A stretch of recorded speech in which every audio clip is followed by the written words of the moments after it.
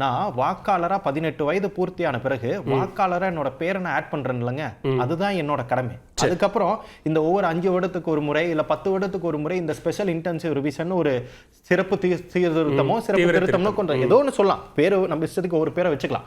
அந்த பேர்ல கொண்டு வரும்போது அந்த வேலை செய்வது இந்திய தேர்தல் ஆணையம். அதற்கான அக்கௌண்டபிலிட்டி இந்திய தேர்தல் ஆணையத்தை தான் இருக்கு.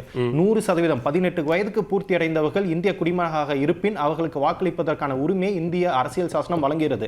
அதை நடத்துவதற்கு தான் இந்திய தேர்தல் ஆணையம் இருக்கே தவிர முதன்முறையாக வாக்காளர்களை ஊக்குவிப்பதற்கு பதிலாக வாக்காளர்களை வாக்களிப்பதற்கான அவர்களுடைய உரிமையை பறிப்பதற்கான ஒரு நடைமுறையாக தான் பார்க்கிறேன். நோக்கம் நியாயமானதாகவே இருக்கட்டும், ஆனால் 1 மாத காலத்திற்குள்ளாக நீங்கள் தற்போது ஏன் இதை நடத்த வேண்டும்? ஒன்று. இரண்டாவதாக, இப்போ நீங்க அடுத்த ஆண்டு மக்கள் தொகை கணக்கீடு நடத்த போறீங்க. அது எத்தனை வருஷம் நடத்துறீங்க? 1 வருஷம் மக்கள் தொகை கணக்கீடு நடத்துறீங்க. இதே மாதிரி டோர் டு டோர் எனுமரேஷன் அது நடக்க போகுது. இதே மாதிரி ஒவ்வொரு வீடா போய் தானே போய் டேட்டா ஆட் பண்ண போறாங்க. அந்த டேட்டா ஆட் பண்ண போது மக்கள் கணக்கீடுங்கிறது நீங்க நடக்கும்போது உங்க கையில ஒரு டேட்டா வரப்போகுது.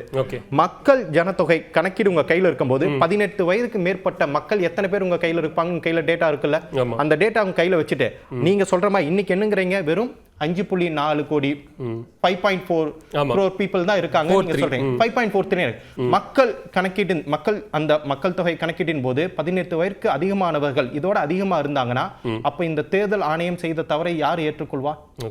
ஸோ நீங்கள் ஒரு டேட்டாவே உங்கள் கையில் கிடையாம ஏன் இதை இப்போ நடத்துறீங்க, அது ஒரே மாசத்துலயே நடத்துறீங்கன்னு எந்த ஆன்சருமே கொடுக்காம நீங்கள் இது போல 1 கோடி பேருங்க 97 lakh people நீங்கள் எடுத்திருக்கீங்க. 97 லட்சம் பேர் போலி வாக்காளர்களா? இதே மாதிரி அதிமுக சார்பிலும் பாஜக மேடம் கிடையாது, இதுக்கு முன்னாடி பாஜக சேனல் நான் பேசினா பார்த்தேன், போலி வாக்காளர்கள் தமிழ்நாட்டிலிருந்து 97 லட்சம் போலி வாக்காளர்களை நீக்கிட்டோம் அப்படிங்கிறாங்க. குஜராத்லேருந்து 73.7 லட்சம் 73.7 lakh ஓட்டர்ஸ் எடுத்திருக்காங்க. அப்போ அங்கே குஜராத்லையும் போலி வாக்காளர்னு நம்ம ஏற்றுக்கலாமா? குஜராத்தில் கடந்த 20 வருடமாக ஆட்சியில் இருக்கக்கூடிய கட்சி அது. ஒவ்வொரு தேர்தலையும் கடந்த 5 தேர்தலையும் அல்ல 4 தேர்தலையும் இதே 73 லட்சம் போலி வாக்காளர்கள் மூலியமா தான் வெற்றி பெற்றாங்கன்னு கேள்வி கேட்க முடியுமா? அது கிடையாதுங்க. எனவே இந்த ஷிஃப்டட்னு 66 லட்சம் பேர் இருக்காங்கல்ல, இவர்கள் ஜென்யூனான வாக்காளர்கள், ஆனால் இவர்கள் பெயர் நீக்கப்பட்டு இருக்கிறது.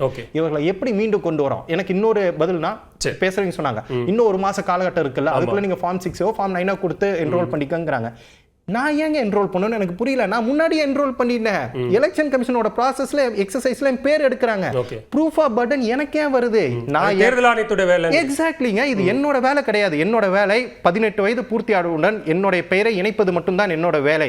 மாறினா நான் மாறிக்கலாம். ஆனா இந்த மாதிரி ஒரு ப்ராசஸ் நடத்திட்டு இல்ல நீ ப்ரூவ் பண்ணு, நீ உண்மையாலுமே இந்த தொகுதியில் வாக்காளர் தான், இந்தியா குடிமகன் தான், உனக்கு 18 வயது ஆயிடுனா ஒவ்வொரு 5 வருஷத்துக்கு முன்னாடி 5 வருஷத்துக்கு ஒருக்கா நீங்க டாக்குமெண்ட்டை மாத்திட்டு வரீங்க, ஒவ்வொரு டைம் நான் ப்ரூவ் பண்ணிட்டு இருக்கணுமா?